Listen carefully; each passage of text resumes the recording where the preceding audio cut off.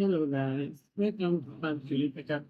Please subscribe to our channel so that we all enjoy more exciting questions together. Okay, thank you for doing that.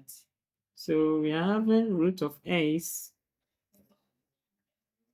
root is equal to 3.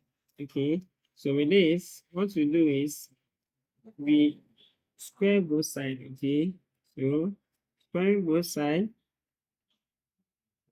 This will cancel this root, so we are getting x multiplied by root x, which is equal to 3 squared is 9.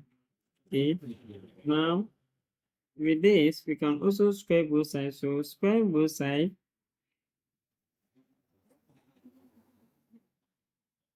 So this one, we are going to get x squared multiplied by, so this, which is x, is equal to 9 squared. We are getting 81.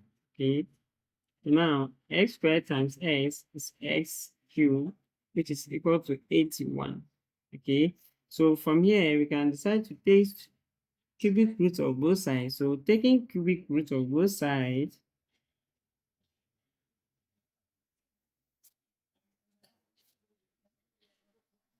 taking cubic